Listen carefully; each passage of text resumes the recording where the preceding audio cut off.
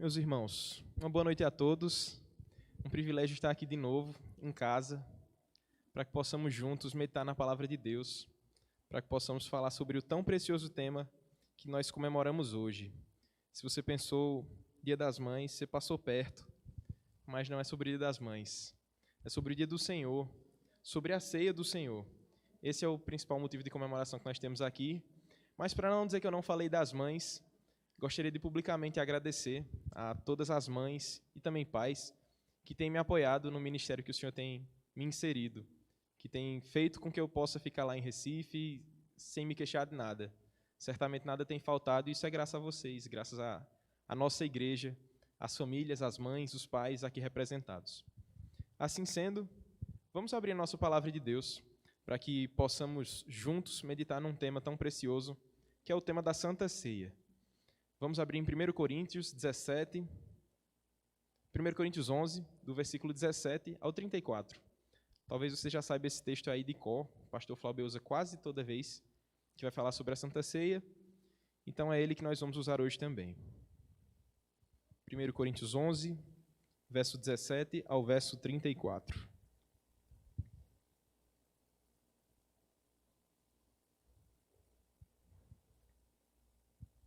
Diz assim: Nisto, porém, que vos prescrevo, não vos louvo, porquanto vos ajuntais não para melhor, e sim para pior. Porque, antes de tudo, estou informado haver divisões entre vós, quando vos reunis na igreja. E em parte eu creio. Porque até mesmo importa que haja partido entre vós, para que também os aprovados se tornem conhecidos em vosso meio. Quando, pois, os reunis no mesmo lugar, não é a ceia do Senhor que comeis, porque ao comerdes, cada um toma antecipadamente a sua própria ceia, e há quem tenha fome, ao passo que há também quem se embriague. Não tendes porventura casas onde comer e beber? Ou menosprezais a igreja de Deus e envergonhais os que nada têm? Que vos direi? Louvar-vos-ei? Nisto certamente não vos louvo. Porque eu recebi do Senhor o que também vos entreguei, que o Senhor Jesus, na noite em que foi traído, tomou o pão e, tendo dado graças, o partiu e disse: Isto é o meu corpo, que é dado por vós. Fazei isto em memória de mim. Por semelhante modo, depois de haver ceado, tomou também o cálice, dizendo: Este cálice é a nova aliança no meu sangue. Fazei isto todas as vezes que o beberdes, em memória de mim. Porque todas as vezes que comerdes este pão e beberdes o cálice, anunciais a morte do Senhor, até que ele venha. Por isso, aquele que comer o pão ou beber o cálice do Senhor indignamente será réu do corpo e do sangue do Senhor. Examine-se, pois, o homem a si mesmo, e assim coma do pão e beba do cálice. Pois quem come e bebe sem discernir o corpo, come e bebe juízo para si. Eis a razão, porque há entre vós muitos fracos e doentes, e não poucos os que dormem. Porque se nos julgássemos a nós mesmos, não seríamos julgados. Mas quando julgados, somos disciplinados pelo Senhor, para não sermos condenados com o mundo. 33. Assim, pois, irmãos meus, quando vos reunis para comer, esperais uns pelos outros. Se alguém tem fome, coma em casa, a fim de não vos reunirdes para juízo. Quanto às demais coisas, eu as ordenarei, quando for ter convosco. Vamos ter mais uma palavra de oração. Senhor Deus, essa é a Tua palavra, esse é um tema tão precioso que nos é apresentado aqui, a Tua Santa Ceia, a ceia do Senhor, a Tua mesa, Pai, diante de nós. Te pedimos que o Senhor abra os nossos corações, a nossa mente, para que possamos entender a verdade que esse texto quer nos transmitir, para que possamos aplicar essa palavra em nossos corações e agir de modo diferente diante dela, diante da Santa Ceia, diante do Senhor. Essa é a nossa oração, esse é o nosso pedido, em nome de Jesus. Amém. Meus irmãos, certamente você lembra do dia em que você estava aprendendo a dirigir. Ou, se você não sabe dirigir, você lembra quando você tentou aprender a andar de bicicleta e caiu. E talvez nesses momentos você lembre também de uma pessoa que estava ao seu lado. Se você lembrou do momento em que você estava aprendendo a dirigir, você talvez tenha lembrado ou do seu pai ou do instrutor da autoescola. Talvez você estava aprendendo a andar de bicicleta, você lembrou da sua mãe lhe segurando, depois lhe solta e você nem percebe. Mas essas são as pequenas conquistas que nós temos em nossa vida, que com o passar do tempo elas perdem a sua glória, perdem o seu brilho. Certamente, na primeira vez que você pegou o carro e foi dirigindo uma BR, você talvez tenha tremido um pouco, mas achou aquilo espetacular. Era um simples homem, um simples pedaço de carne controlando uma máquina fantástica. E hoje talvez você só bote a chave, saia por aí e não dê muita bola para isso. Você não lembra de toda essa história, do seu processo de aprendizado. E é basicamente isso que estava acontecendo aqui na igreja de Corinto. Os irmãos tinham o privilégio da Santa Ceia, mas nem lembravam mais do que se tratava. Já estavam tão acostumados, já estavam vivendo tão na rotina, que a ceia deixou de ser a ceia do Senhor e passou a ser meramente uma refeição dentro da igreja. Então, é com esse propósito que Paulo escreve essa carta, em especial esse trecho dessa carta, para que os irmãos possam ser lembrados da amplitude da ceia do Senhor. Esse será o tema também que vamos tratar hoje, a amplitude da ceia do Senhor. Se você lembra assim um panorama da carta aos Coríntios, especialmente da primeira, Paulo está tratando de uma igreja muito difícil. Uma igreja fiel em certo ponto, mas difícil em muitos outros. Lá na igreja de Corinto havia discussões sobre o papel dos dons, qual dom era melhor, o que é que devia ser buscado. E Paulo vai tratando tudo isso. Havia também questões morais, de incesto, de fornicação. Havia problemas sobre o uso do véu, sobre o papel da mulher na igreja, tudo isso. Era uma igreja bem complicada, talvez como a nossa, talvez como nós somos complicados. E é essa igreja que Paulo escreve, e é essa igreja que Paulo quer tratar. Então, nesse contexto imediato, ele vai tratar sobre a Santa Ceia. Porque ele, apesar de ver que aquela era uma igreja fiel, em certo ponto, estava com um problema nesse ponto tão crucial do Evangelho, que é a ceia, é um dos sacramentos, é uma das ordenanças que nós obedecemos, que cumprimos, pelo menos mensalmente, em nossas igrejas. E assim sendo, para que a gente tenha um momento mais intuitivo, nós vamos ter 3 etapas nessa ministração para que a gente possa gravar melhor esse texto. A primeira etapa da amplitude da ceia é olhando ao redor. A gente vai ler sobre isso nos versos 17 ao verso 22, em que Paulo vai nos mostrar que participar da Santa Ceia é olhar ao redor, ver os nossos irmãos. Depois, do verso 23 ao 26, que são aqueles textos realmente sobre Cristo, a gente vai ver que a Santa Ceia é o momento de olhar para a cruz de Cristo. E por fim, dos versos 27 até o verso 34, a gente vai ver que a Santa Ceia, a amplitude dela, é também olhar para dentro de nós mesmos, não somente ao redor, não somente para Cristo, mas também para o nosso interior. Então, se você cochilar, se por acaso você pescar aí, eu vou te dar um resumo logo, enquanto você está acordado, para que você possa lembrar disso tudo. O resumo é o seguinte: a ceia do Senhor é um momento em que devemos olhar ao nosso redor, devemos ver os nossos irmãos, devemos olhar principalmente para Cristo e também devemos olhar para o nosso interior. Só isso. Se você desligar agora, se faltar internet na sua casa, é isso, você aproveitou muito. Mas, partindo para o texto, nós podemos olhar para o verso 2. A gente não leu o verso 2, mas a gente vai voltar para o verso 2 aí desse capítulo. Vejam só o que Paulo vai dizer. De fato, eu vos louvo porque em tudo vos lembrais de mim e retendes as tradições assim como vos entreguei. Olha que contraditório. Quando a gente lê o texto do verso 17 em diante, ele está dizendo, não vos louvo, nisto não vos louvo. Mas agora no verso 2, antes disso, ele está louvando a igreja de Corinto. É uma igreja que mantém fiel à tradição. Ou seja, eles guardam o que Paulo diz. Paulo foi lá, ensinou doutrina, mandou cartas, ensinou tudo. Eles guardam as tradições. Mas na prática, a situação era diferente. Eles guardavam a Santa Ceia, eles estavam tendo ceia. Mas o significado da ceia não era o mesmo. O que eles estavam fazendo com a ceia era uma perversão, uma profanação da ceia do Senhor. Então aí a gente volta para olhar esse verso 17, que ele é casadinho com o verso 22, e ele vai mostrar, nisto não vos louvo. Que dureza seria se o pastor Flauber chegasse aqui na frente e dissesse, igreja, nisto não vos louvo. Especialmente se fosse sobre a Santa Ceia. Mas o que estava acontecendo que aqueles irmãos não eram louvados na Santa Ceia? O que estava acontecendo é o que ele vai mostrar no verso 18 e 19. Ele vai mostrar que a igreja de Corinto estava passando por diversas picuinhas, dissensões, discordâncias, embates internos na própria igreja. Em certa medida, como você pode tentar entender aí no verso 18 e 19, ele vai dizer que ele concorda com essas dissensões, porque essas dissensões mostram quem são os aprovados.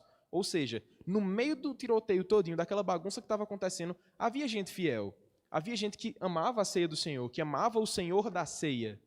Mas, de forma geral, a igreja estava misturada, estava passando por uma situação muito problemática nesse quesito da ceia. E aí, a gente vê uma situação que é completamente contraditória. Você está na casa do Senhor, em tese, você vem aqui para não pecar. Você vem aqui para buscar mais ao Senhor. Você vem aqui para buscar aprender mais sobre o Senhor. Mas o que a gente vê nos versos 20 a 22 é que aparentemente a igreja estava pecando num ato sagrado, num ato santo, que foi instituído pelo próprio Senhor Jesus. No ato da ceia, como a gente pode ler aqui nos versos 20 a 22, eles se reúnem para pior, né? Como Paulo vai dizer anteriormente. As reuniões, os cultos não estavam sendo edificantes. E quão triste isso deve ser, quando uma igreja se reúne e não há edificação. Os irmãos sentam nas cadeiras, mas há um clima pesado, há uma tensão, ninguém sai edificado. Que nos policiemos para que assim não seja também conosco. Vejam o que ele vai dizer no verso 20 a 22. Quando, pois, vos reunis no mesmo lugar, não é a ceia do Senhor que comeis, porque ao comerdes, cada um toma antecipadamente a sua própria ceia, e há quem tenha fome, ao passo que há também quem se embriague. Não tendes, porventura, casas onde comer e beber? Ou menosprezais a igreja de Deus e envergonhais os que nada têm? Que vos direi? Louvar-vos-ei? Nisto certamente não vos louvo. Percebam, o que Paulo está tocando aqui na ferida são os pecados que são cometidos num próprio ato sagrado, na ceia. Isso pode acontecer também conosco. Talvez eu participe da ceia com um coração orgulhoso, pensando que eu mereço de alguma forma essa ceia, pensando que eu entendo mais do que algum outro irmão que está sentado aqui ao meu redor. E isso estava acontecendo nessa igreja, só que num aspecto ainda mais frívolo. Eles estavam pecando quanto aos próprios alimentos. O contexto aqui da igreja, da cidade, na verdade, de Corinto, era uma cidade nobre. Ela ficava num ponto de interseção entre duas cidades. Ela era o caminho de passagem quase que obrigatório para quem quisesse fazer comércio, comprar especiarias, enfim. Era uma cidade nobre, muita gente com muito dinheiro passava por lá. Certamente a igreja de Corinto era beneficiada por isso. E nesse meio, havia irmãos ricos e irmãos pobres. Os irmãos ricos, como a gente pode ler aqui, eles estavam se fartando. A ilustração aqui, o que eles fazem nessa ceia, é basicamente o que a gente faz na nossa igreja também, ou fazia, que é a festa ágape. A gente costumava fazer isso nos cultos de ceia. Era o que eles faziam também. Só que aqui é como se na festa ágape, usar como exemplo o pastor Flauber, ele dissesse, não, minha família é mais nobre, então vamos logo encher os nossos pratos, o que sobrar é de vocês. Mas o principal é meu, porque eu sou mais merecedor, eu sou mais digno, eu sou mais nobre. E era isso que estava acontecendo em Corinto. A Santa Ceia não é um momento para isso. Não é um momento para pessoas nobres. Não é para pessoas que são patrões em detrimento dos servos. Na igreja do Senhor, todos são tão dignos da mesa igualmente. Não há maiores e menores na mesa do Senhor, só há um que é grande. E esse é o próprio Senhor. Todos os outros foram adicionados, foram adotados. Assim sendo, por que eles faziam isso? Por isso que Paulo vai dizer, nisto não vos louvo. Não posso elogiar vocês quanto a isso. Vocês estão blasfemando, vocês estão profanando a mesa do Senhor. Meus irmãos, que a gente tenha cuidado com isso. O que estava acontecendo ali era meramente uma folia. Eles levavam pão, levavam, sei lá, suas lagostas, camarões para a mesa do Senhor e cada um comia. Enquanto o pobre, o irmão pobre da igreja, chegava com um pratinho de cuscuz e às vezes nem o cuscuz sobrava para ele. Então que a gente tenha esse cuidado de que ao participar de uma festa ágape, de uma santa ceia, o nosso coração não se envaideça, porque eu trouxe um prato mais nobre, porque eu trouxe mais comida, porque eu mereço mais, as pessoas vão olhar mais para mim. Nada disso deve ser levado em conta. A mesa é do Senhor. E é o Senhor que nós devemos louvar.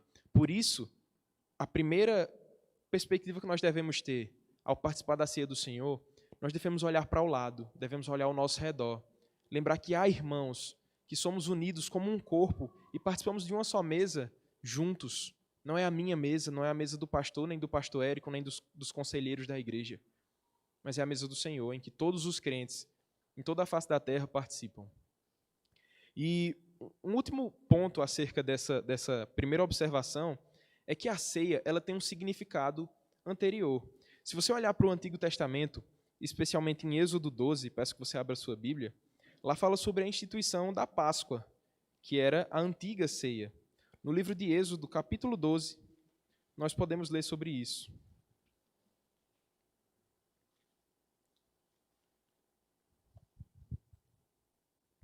Êxodo 12, versos 1 a 4 somente.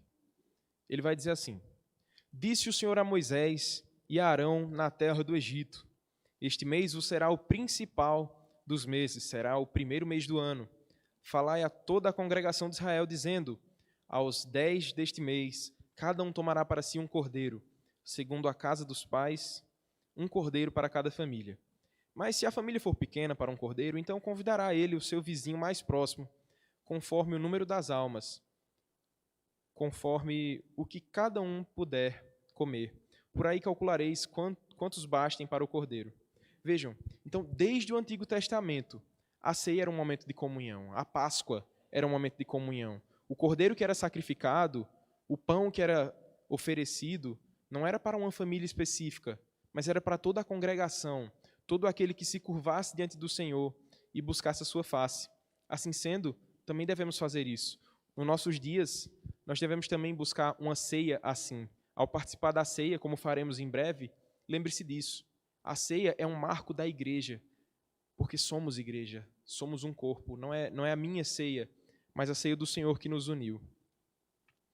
Então, Paulo exorta esses crentes da igreja de Corinto justamente a que percebam isso, para que eles deixem de lado a arrogância, o ego, a fome que eles estavam indo para a igreja saciar a sua fome, quando na verdade a fome que deveria ser saciada era meramente a fome espiritual, não um banquete para cada irmão.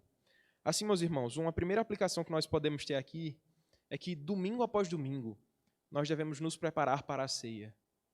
Não de modo egoísta, pensando que eu vou participar da ceia, mas que eu estarei junto aos meus irmãos. Eu estarei com o povo de Deus, na casa de Deus, celebrando o que o Senhor fez por nós. Quando você for participar da ceia, lembre sempre da coletividade, da comunhão, dos irmãos reunidos em torno da mesa do Senhor. Então, nós estamos estudando sobre a amplitude da ceia do Senhor. Como primeiro ponto, nós já vimos que a ceia do Senhor é olhar ao redor. Agora nós veremos, a partir do verso 23 ao verso 26, que a ceia do Senhor tem a amplitude de olhar para a cruz.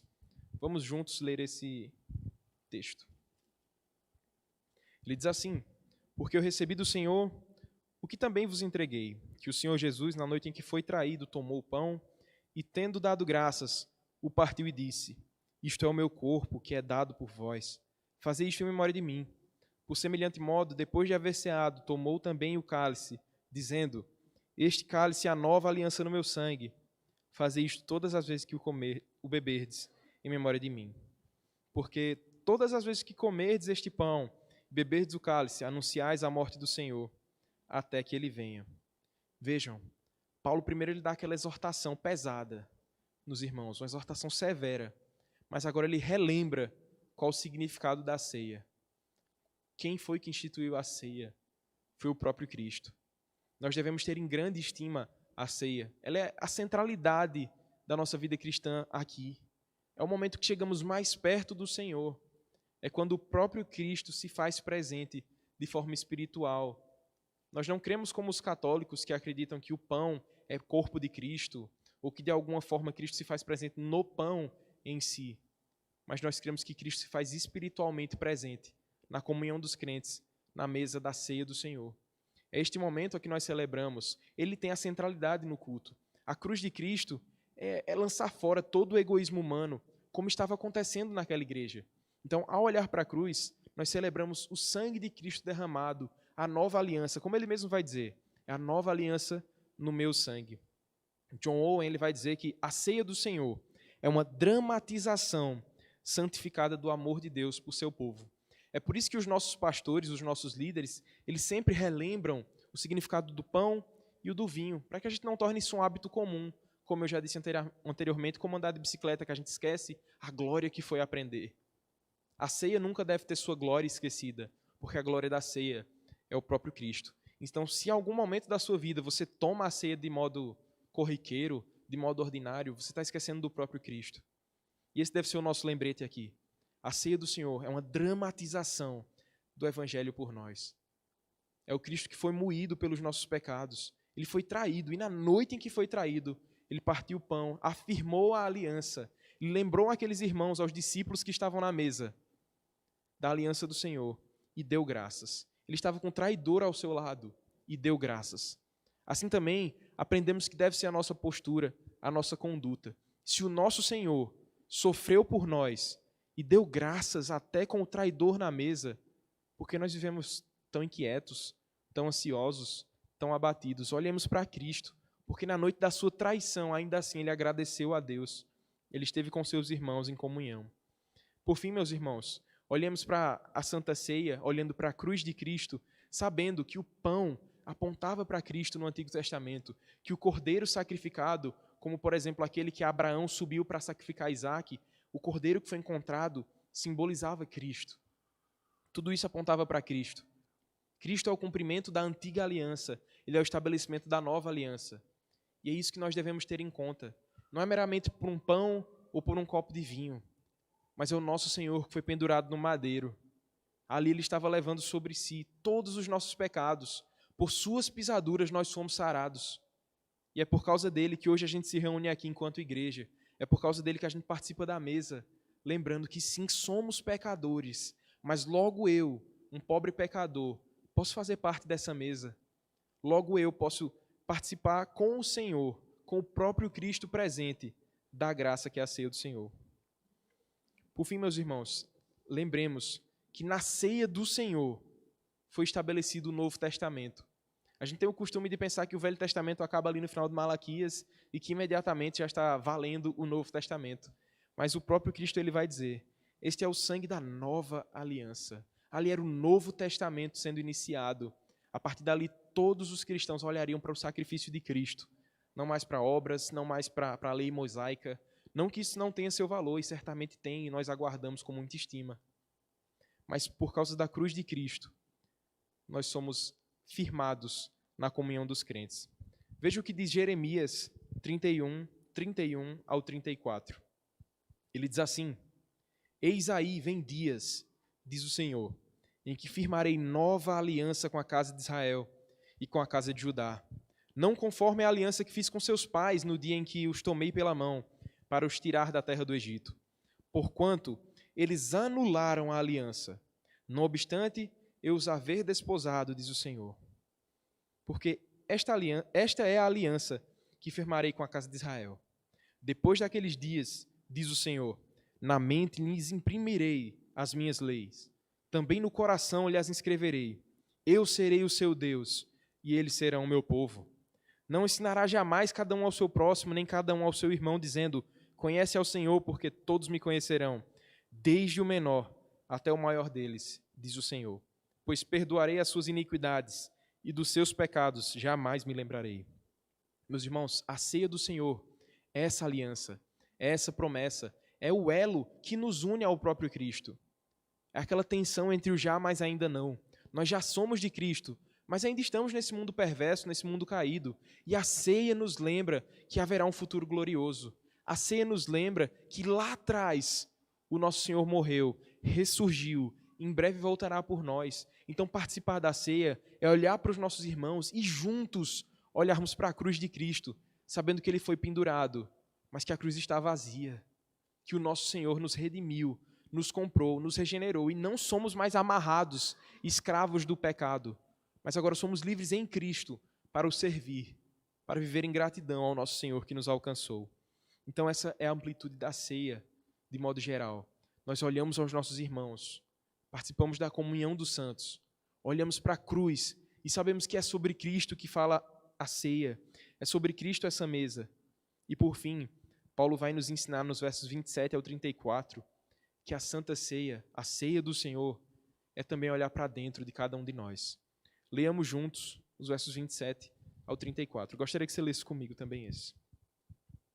Por isso, aquele que comer o pão ou beber o cálice do Senhor indignamente, será réu do corpo e do sangue.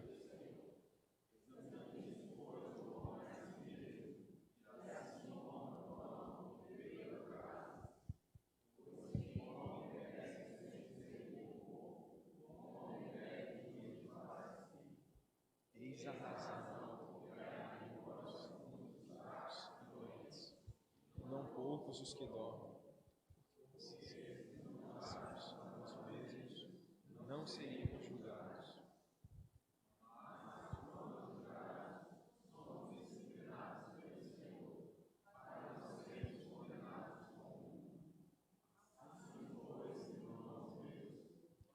Vos reis para comer, esperais uns pelos outros. Se alguém tem fome, come em casa, a fim de não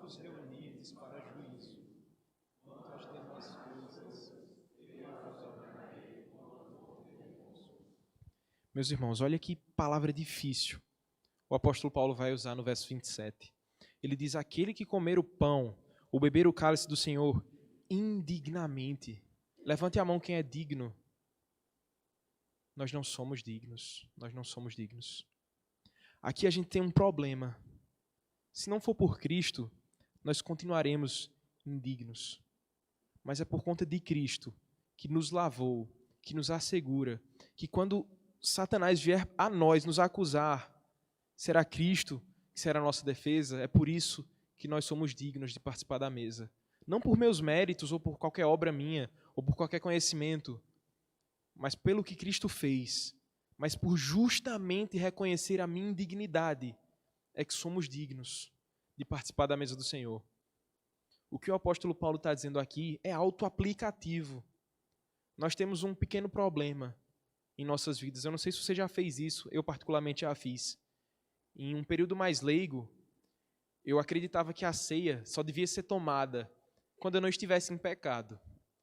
E aí é o grande ponto: quando eu não estou em pecado, quando o meu coração não pode se inclinar a um ídolo, quando eu não posso simplesmente olhar para o lado e desejar o mal e agir com ira para com o meu irmão, ou, sei lá, demonstrar algum interesse que eu não deveria.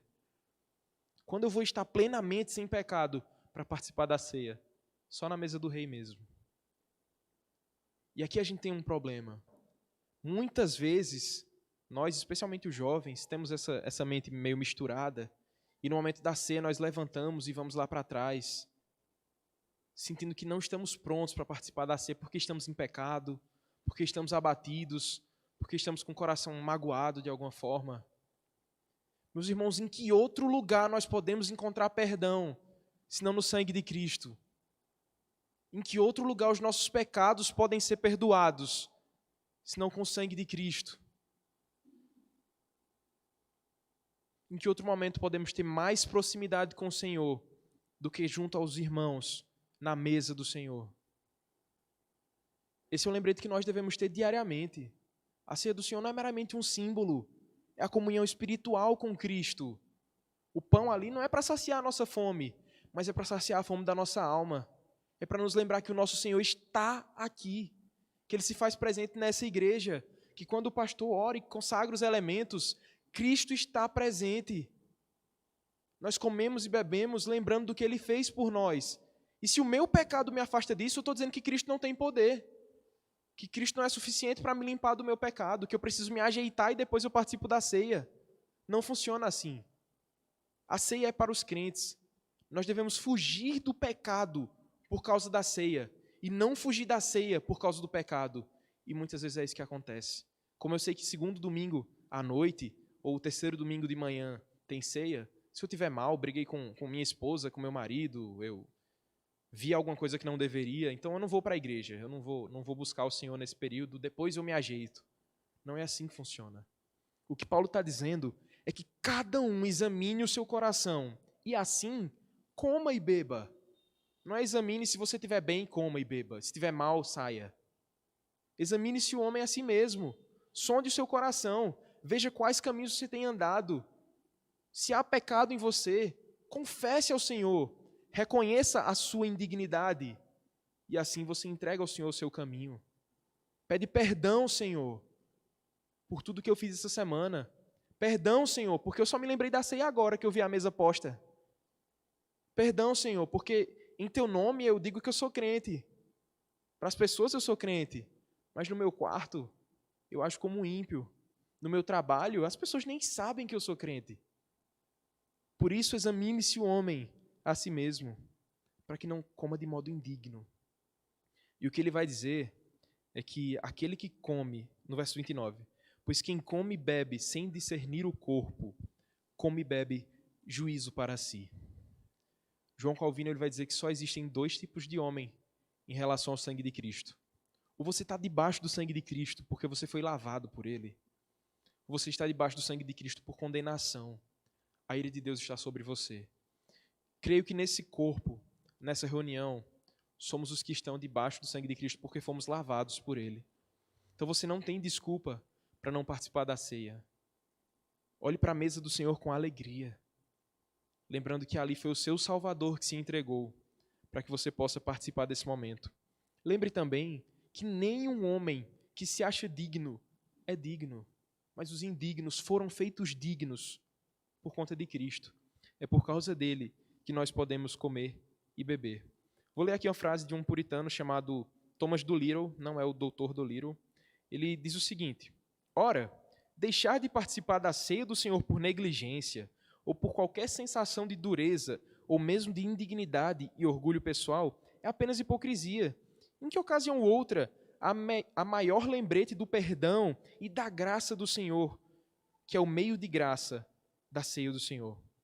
Que outro meio é melhor ou maior do que o próprio Cristo, feito espiritualmente, para sarar os nossos corações? Por isso, a exortação à igreja de Corinto também vale a nós. Faça um autoexame da sua vida. Veja como você tem vivido diante do Senhor, como eu tenho vivido diante do Senhor, para que assim possamos participar da ceia do Senhor. E aí ele fala no verso 30, 31 e 32. Eis a razão porque há entre vós muitos fracos e doentes, e não poucos os que dormem.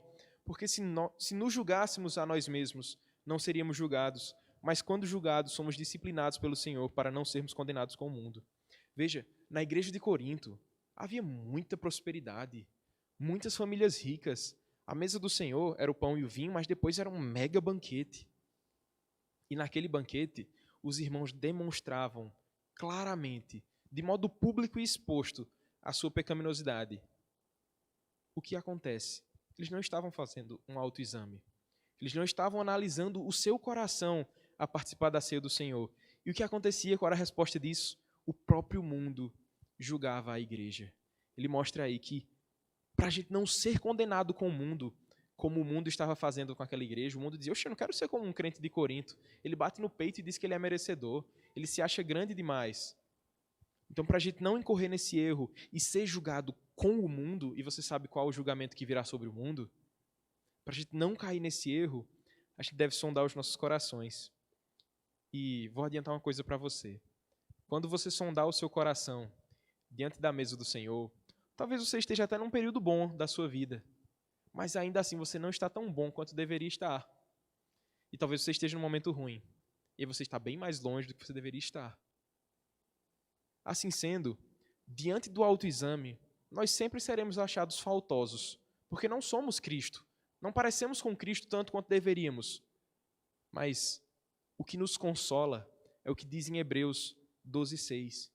Porque o Senhor corrige a quem ama e açoita a todo filho a quem recebe. Então, se você olha para a ceia e o seu coração se aperta, você se sente indigno, isso é um bom sinal, porque você reconhece que você é um pecador miserável. Mas se você olha para a ceia e se sente alegre porque você está bem, você está despontando aí, está de vento em popa, cuidado para que você não caia. Olhe para a ceia olhando para a cruz, lembrando que é pela cruz que nós podemos caminhar, nós podemos permanecer. Então, bom sinal é a gente ter o coração quebrantado ao olhar para a ceia, porque aí nós somos consolados, porque o Senhor corrige ao filho que ama. E, por fim, meus irmãos, Paulo encerra esse texto dizendo: assim, pois, meus irmãos, quando vos reunis para comer, esperais uns pelos outros. O que ele está dizendo não é método de ceia, é para tratar o problema que estava acontecendo. A gente pode ler esse texto e pensar que vamos todos segurar os cálices e esperar o pastor dizer comam. Mas ele não está dizendo uma lei sobre como fazer a ceia. É corrigindo o problema que eles estavam tendo. O comentarista ele vai dizer que naquela igreja, como havia muitos nobres, e esses nobres tinham escravos, os nobres iam para a igreja, começavam a comer logo na hora que chegavam, tanto que alguns se encontravam embriagados, e quando os escravos chegavam, pouco farelo tinha, e esses ficavam com fome. É o que ele vai dizer no verso do 18 ao 20, do 20 ao 22, que a gente leu.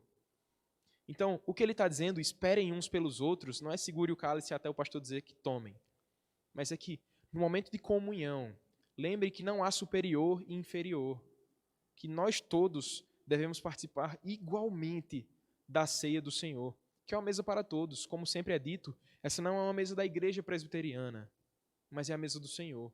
Assim sendo, se houvesse algum irmão batista entre nós, ou algum de outra denominação reconhecidamente evangélica, participaria da ceia como nós participamos. É uma mesa para todos os verdadeiramente filhos de Deus. Portanto, ele encerra esse texto dizendo: as outras coisas eu explico depois. Por ora, isso é o bastante. E o que Paulo tinha dito era simplesmente: olhem para Cristo, olhem para os seus irmãos e olhem para dentro de vocês ao participarem da ceia. Gostaria de fazer uma ilustração de um catecismo que ele é espetacular. Se você tem uma Bíblia de Genebra, você tem ele aí. E se você não tem, recomendo que você procure na internet, ele é facilmente encontrado. O nome é Catecismo de Heidelberg. Ele é simplesmente muito, muito piedoso, parece uma poesia lida. E ele, na pergunta 81, ele vai dizer assim: quem deve vir à Santa Ceia? A resposta: são aqueles que se aborrecem de si mesmos por causa dos seus pecados, mas confiam que estes lhes foram perdoados por amor de Cristo, e que também as demais fraquezas serão cobertas por seu sofrimento e sua morte, e que desejam cada vez mais fortalecer a fé e corrigir-se na vida. Mas os pecadores impenitentes e os hipócritas comem e bebem para a sua própria condenação. Esse é o resumo de tudo que a gente falou aqui hoje. Quem deve participar da ceia? Todo aquele que reconhece que é pecador, que olha para a mesa e sabe que não é digno, mas que foi feito digno por causa de Cristo. Que olha para a mesa e lembra do Calvário, lembra do Senhor partindo o pão, lembra do Senhor que foi moído por nós, do servo sofredor. Este é o Senhor que nos faz participar da mesa dele. Nós temos uma aplicação nisso, que é lembrar que a vida do crente diante do Senhor é uma vida de fé e arrependimento. Porque quem seria digno de sentar na mesa do Senhor? Só um: Cristo. Se fossem só os dignos naquela mesa, só ia ter uma cadeira. Isso é só Jesus. Mas o único que foi digno, ele derramou o seu sangue por todos os outros indignos como nós. Nenhum de nós era merecedor da mesa do Senhor, da ceia do Senhor. Mas ele abriu o caminho para nós. Por causa do seu sangue, nós podemos nos achegar. Por fim, faço apenas 3 aplicações que vão nos relembrar os pontos que já vimos. E a primeira delas é a que, na ceia, nós não devemos buscar saciar a fome de modo egoísta. Eu devo olhar para os meus irmãos. Lembrar que é um grupo de pecadores reunidos. Gente como você, como eu, que foi lavada pelo sangue de Cristo. Todos nós, se estamos aqui hoje, é porque lembramos disso. Porque lembramos que o nosso Salvador se entregou. E de forma alguma será aquele pão e o pedacinho de pão pequeno e 1 ml de suco que vai saciar a sua fome e a sua sede. Mas que aquela pequena representação é o mais perto que conseguimos chegar do nosso Senhor em vida. É quando Cristo se faz presente espiritualmente na sua igreja. Por isso, sejamos um. Não há maior e menor nessa mesa. Quando nós tivermos novamente as nossas festas ágapes depois da ceia, lembre-se disso. Você não tem prioridade, só se você for idoso, para poder chegar na comida. A mesa é do Senhor. A reunião é dos crentes. E como crentes, devemos estar felizes por ter irmãos na fé. Que não nos embriaguemos e nos fartemos na comida, mas que saibamos juntos compartilhar. O segundo ponto, e com ele a segunda aplicação, é sobre a aplicação da ceia no tempo e no espaço. Se você olha para a ceia pensando no passado, você vai lembrar da aliança do Senhor. Lembre-se disso. A Páscoa, que depois se tornou a própria ceia, fala sobre o nosso Senhor Jesus Cristo. Quando você olha para a ceia pensando no futuro, você lembra que a ceia é o anúncio da glorificação que há de vir. Que um dia haverá um grande banquete e nele estarão todos os crentes que a gente nem conheceu. Crentes de todas as épocas, de todos os lugares, em toda a face da terra, juntos, reunidos por um só homem, Jesus Cristo, o que se entregou por nós. E se você olha para a ceia pensando no presente, você tem o seu coração fortalecido, a sua fé fortalecida e firmada, porque é na ceia que nós analisamos a nossa conduta e somos confortados por Cristo. Na ceia, Cristo é feito presente de forma majestosa e espiritual para aquele que tem fome e que tem sede ser saciado. É na ceia que nós nos aproximamos desse nosso Senhor maravilhoso.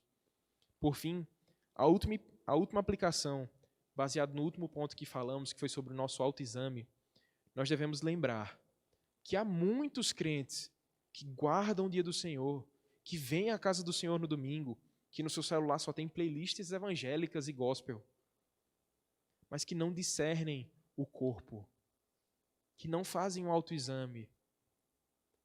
Ó, que não sejamos assim, que tomemos cuidado, para que a gente não torne a glória do Senhor ordinária e perca todo o seu brilho.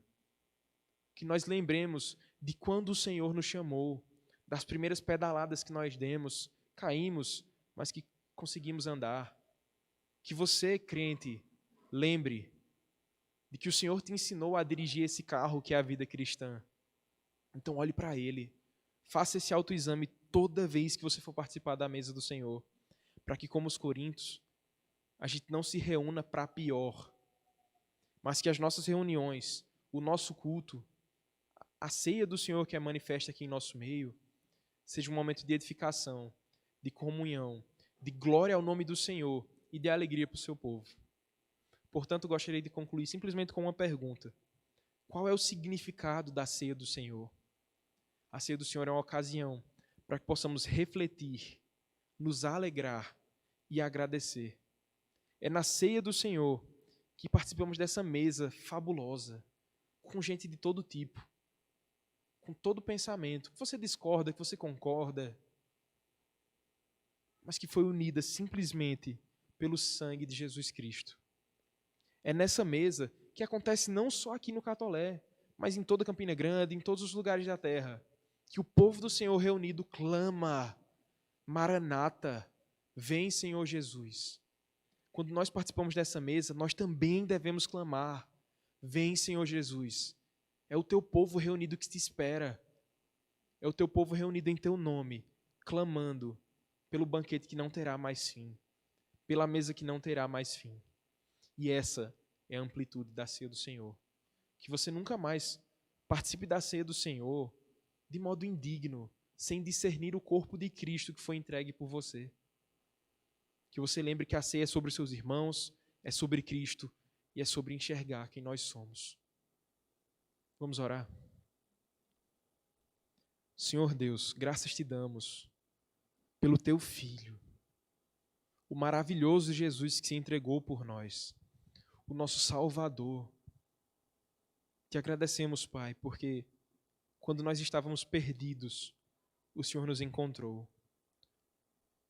Te agradecemos, Pai, porque logo eu, um pobre pecador, fui alcançado por tão grande graça. Te agradecemos, Senhor, porque essa comunhão que temos aqui, tantos irmãos, tantas cores, tantos pensamentos, tanta divergência, é unidade. É unidade em Cristo. Te pedimos, Pai, que o Senhor nos preserve assim, que possamos participar da ceia olhando para os nossos irmãos, um momento de comunhão do povo que foi lavado pelo sangue de Cristo. Que possamos, Senhor, participar da Tua mesa, lembrando do que o Senhor fez por nós, a maravilhosa obra de salvação, o Teu plano de salvação, de formação de uma igreja. Ó Pai, não permite que nós venhamos a tornar isso fútil, banal, simplesmente um rito ou um ato religioso, mas que celebremos a ceia com alegria, com o coração regozijado, de saber que apesar dos meus pecados, que apesar dos nossos pecados, nós podemos tomar o pão, tomar o cálice, sabendo que somos adotados, que somos teus filhos por causa de Cristo. Essa é a nossa oração, Pai. Faz-nos desejar a tua volta. Faz-nos clamar: Maranata, vem, ó Senhor, buscar o teu povo. Em teu nome oramos. Amém.